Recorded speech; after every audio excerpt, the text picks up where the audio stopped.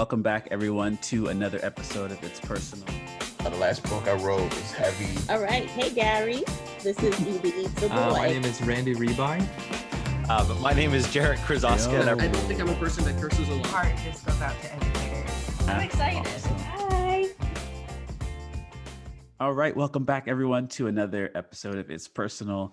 I am extremely excited today to have a special guest with me. This is my first, younger creative mind, younger future author and educator. And I think whatever it is that she tends to do in life, I'm super excited about. Can you introduce yourself, please?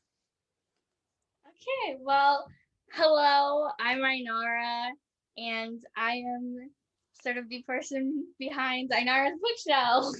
That's so exciting. And you know what? And I mentioned author because I'm assuming that you are into writing and assuming you're into reading, obviously. But is that something you've ever thought about? Definitely. I am planning on writing a couple of children's books. So that's going to be cool. Yeah, I've always loved writing my own stories. You know, when you read so many books, you want to sort of like do it yourself and make your own characters. So I've tried that a few times. I recently did a project for school where we had to write a story, which was like a really fun experience for me. So yeah, so I think that definitely writing books has often comes to my mind as sort of an idea, and I'm really excited to actually be able to do that soon. That's amazing. And where do you get your inspiration from? Like, I'm trying to, I think as a teacher, I often see students who come in the classroom who don't have a love for reading right away. And I think that's okay, because I think it's a part of their journey. I think it's something that me as an educator, it's my job to help them find the books that they are interested in. But for you, how did that start? And what's the inspiration behind all of that? Like for my reading? For your reading and your just love of books in general. Yeah. Well, so of course, like every other kid, there was a point in my life where like books was like, ew, boring. Why would I want to read books? When I could like watch TV or play video games or something. But my first sort of books that like really like got me into reading was the Roald Dahl books. Which is BFG. BFG was my favorite book for like the longest time. Mm-hmm. But after that, I sort of like drifted and I only read graphic novels, and I was like, I don't want to read any more chapter books. I'd rather like look at the pictures and that type of stuff. But then my dad was like, come on, you want to read like chapter books again. And then he got me the Percy Jackson series. And since I'm so into like Greek mythology and action and fantasy, those books had all of those like combined, and I automatically fell in love with them. And then I was able to use my love of like reading like the Percy Jackson books and try something new. And then that sort of like expanded my love of reading like chapter books and stuff. Wow. So I'm assuming, have you read Tristan Strong yet? Yes, I did a review on that. That was such an amazing book. I get scared really easily. So at first I had to like put down the book because of like a character called Gum Baby. It was really creepy. So I put down the book for like maybe like a couple weeks. I was like, okay, let's try something else and then come back to that. But I finished the book and it was like amazing. So no, I love that strategy. And I talk about that strategy all the time in the classroom, and how you can you can abandon a book and go back to it, or you can abandon a book and just leave it and not go back to it. Can you tell us a little bit about that process and why it is okay to abandon books? Yeah, I think that if you start reading a book and at first you're like, oh, I think I might like this, and you start reading a book, you enjoy it, then that's really good. But if along the way you start getting not like bored, but like you're not really like feeling it, I guess, anymore, I think that you shouldn't be forcing yourself to read a book you don't enjoy. Like that's happened to me a couple of times with certain books where I was like, I mean, I thought this was going to be like awesome, and it's like still a good book, but that's sort of like not what I'm feeling, not what I feel like reading right now. Mm-hmm. And I feel like that's okay. And it's also good to maybe try again later with that book. You know, sometimes it just might be like a feeling like the day or the week or like the month. That's how your month is going where you feel like something else. So I think it's always good to try again, right? Mm-hmm. But that's Mm-hmm. again like totally up to you. It's sort of how you're feeling. If that's sort of if it's sort of like a permanent thing where you're like, I don't really feel I'm not really into sci-fi anymore, then like that's okay. But so yeah, I think that that's like the main thing. You should be reading books that you enjoy reading. I think I always say that like you don't really want to read if you're reading stuff that you don't enjoy and you don't connect to and you don't relate to. So yeah. Mm-hmm. You are, gosh, you are so cool. So, Oh my gosh, thank you you. are such a cool person. What is your you talk a lot about I've watched tons of your videos and I've seen some of Oh, the thank you. educators and authors that you talk to. So again, I have tons of questions, but what do you enjoy most? Um, and you can pick both. I'll allow you to pick both. Okay. Picture books or novels. The novels would include graphic novels, Hmm. et cetera, et cetera. Which one do you like the most? Like picture books as in like children's books? Sure. Yes. Yeah. Okay, well here's the thing. I love children's books so much because they even though they're meant for like my brother and like like smaller people, they're just it's so amazing to like see that these are the books going on to like my brothers and my sisters. Like it's awesome to be like to read books that are like inspiring kids to like grow up and be amazing and they actually have diversity in them. It just makes me feel so happy that I get to pass that on to my brother and my sister, and Mm-hmm. it makes me so happy. And then with graphic novels and like actual like novels that I'm reading right now for my age, it's also so cool because these are books that I really want to read that are diversity, and it's all just important to me because these are books that I can relate to and I can connect to. And then the children's books are sort of books that I can connect to and sort of relate to for my brother and sister, and that I'm really Mm-hmm. excited that my brother and sister get to read. So both, I guess. And that's okay. And I 110% agree with you. And it's almost a trick question for someone, especially like you, who just like Yeah, loves the idea of words on paper and pictures and stories. Like, of yeah, course you like both. Of course you like graphic novels and picture yeah. books, and like, of course you do. And can you talk a little bit about your siblings? And I think the idea of them watching you go through. How old are your siblings first? How old are they? Okay, well, I have a little brother. He's 3 years old. He's three, yeah, three. Um, he's 3 years old, and then I have a little sister who is 1. She turned 1 in Uh-huh. October. So yes, those are my little So that's siblings. and I guess my question is, and I'm assuming you do, when you read to them and when you're fostering that like love of reading, do you feel any type of, I don't want to say pressure, but do you feel like it's like something that you should be doing to be encouraging reading within the house, within your siblings at a young age? Well, that's a good question. I mean, I don't feel pressured to make them read because I feel like that's something you do in your own time. I didn't start actually like reading a lot till I was like older, right? So it's not something you should force. Like parents and stuff, I don't think that parents should force reading. Like say you have to read this book or else your tablet is getting taken away or something like that. I think that they should encourage it. Like they should offer books and spending time reading them, like reading books with them. But I don't think it should be forced. I think, and they're still so young, so they're still like playing and stuff. They shouldn't be worried about reading books and that type of stuff. I think that when they're older, like a little bit older, I'll try to encourage them to read books. Maybe we'll sit down and we'll try to read this book together.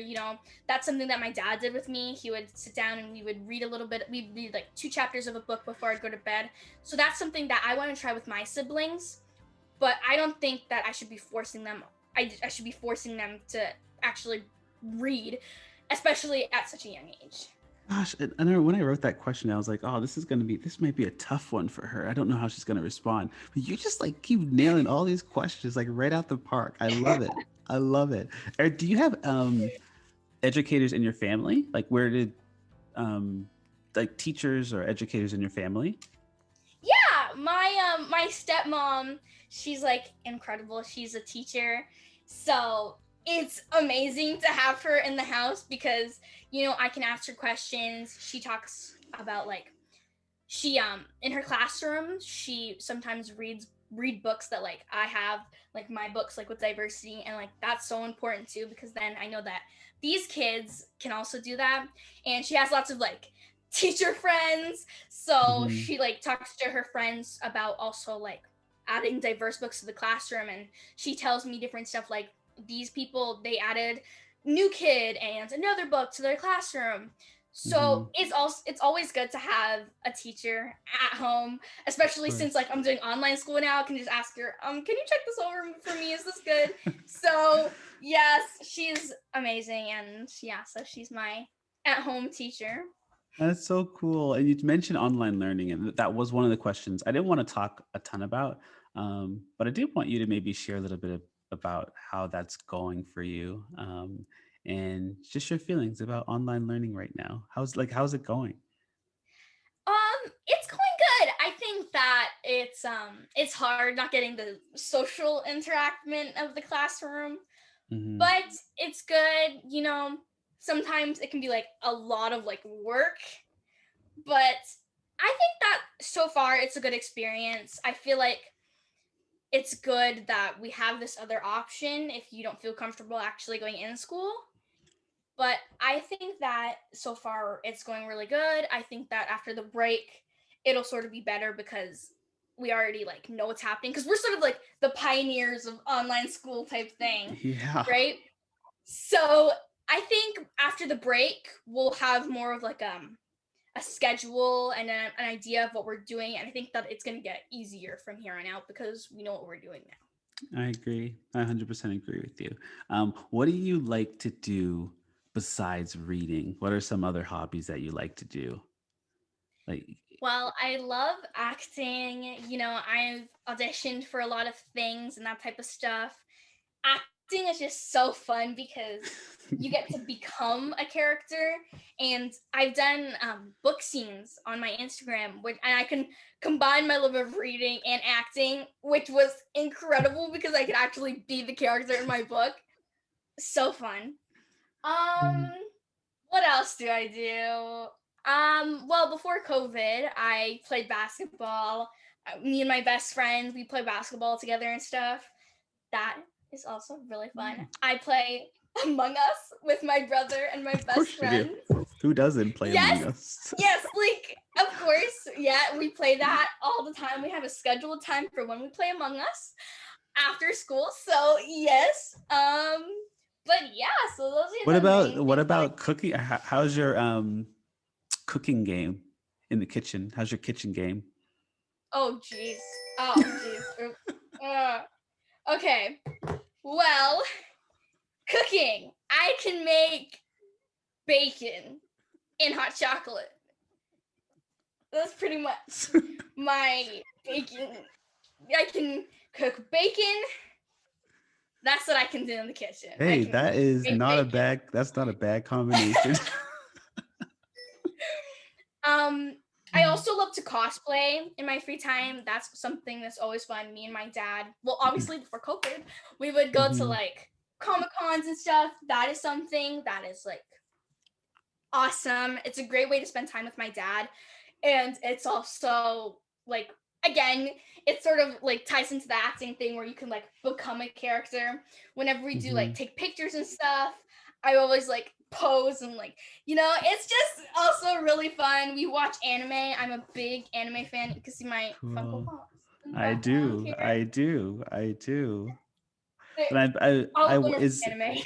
is anime one of the reasons why you also love graphic novels? Like, do you feel like that's connected in any way? I think that it definitely could be. I think I love like watching visual type of stuff. I recently got into like subbed anime. So there's a show that I wanted to watch, but I usually watch like dubbed, but I got into subbed now. So reading at a very fast pace.